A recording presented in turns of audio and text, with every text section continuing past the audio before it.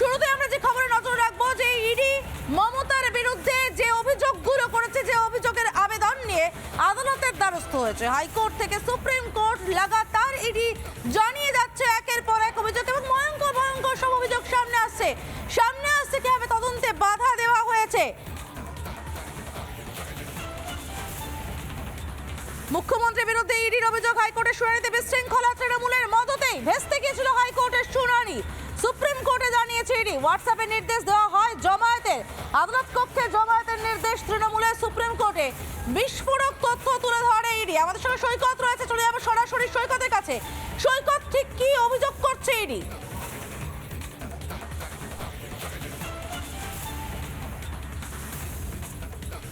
দেখো, ইডি আধিকারিকরা আজকের সুপ্রিম কোর্টে যে অভিযোগ করেছেন যে সেদিন অর্থাৎ 8 তারিখ যে ঘটনা ঘটেছে, 8 তারিখের যে ঘটনা, সেই ঘটনায় কিন্তু সরাসরি একেবারে মুখ্যমন্ত্রী এবং রাজ্য পুলিশের যে ডিজি, সেই রাজ্য পুলিশের ডিজির এগেনস্টেই অভিযোগ করেছেন।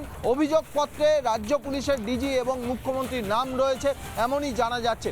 সুপ্রিম কোর্টে যে অভিযোগ করেছে ইডি, শুধু তাই নয়, ইডির তরফ থেকে যে অভিযোগ করা হয়েছে তাতে ইডির তরফ থেকে একটা অভিযোগ করা হয়েছে, অন্যদিকে ইডির 3 জন আধিকারিক তারাও কিন্তু সেপারেটলি অভিযোগ করেছেন।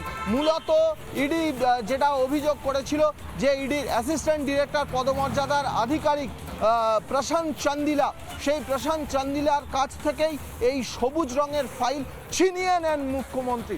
সেই প্রশান্ত চান্দিলা তিনি অভিযোগ করেছেন। এছাড়াও আরও 2 জন আধিকারিক, তারা দুজনে এই মুখ্যমন্ত্রী তদন্ত চলাকালীন অবৈধভাবে ঢুকে গিয়েছিলেন এবং তদন্তে বাধাদান করেছেন। মুখ্যমন্ত্রী, রাজ্য পুলিশের ডিজি, এই মেনলি এই দুজনের নামে কিন্তু অভিযোগ করেছেন।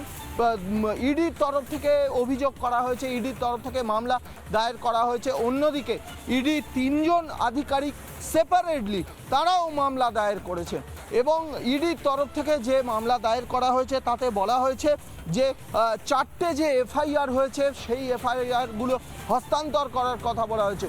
অন্যদিকে মামলা যেটা দায়ের হয়েছে সেই মামলা দায়েরে উল্লেখ করা হয়েছে বা সেই মামলায় উল্লেখ করা হয়েছে যে ইডির তদন্তে সেদিন কার্যত বাধাদান করা হয়েছিল।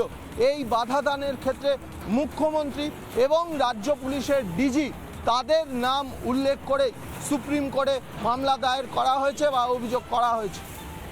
একদমই তাই সৈকত, তুমি আমাদের সঙ্গে থাকো। নানা ধরনের কন্টেন্ট দেখার জন্য লাইক করুন, শেয়ার করুন আমাদের ফেসবুক পেজ, সাবস্ক্রাইব করুন আমাদের ইউটিউব চ্যানেল। পাশাপাশি অন্যান্য ব্রেকিং নিউজের জন্য অবশ্যই চোখ রাখুন রিপাবলিক বাংলায়।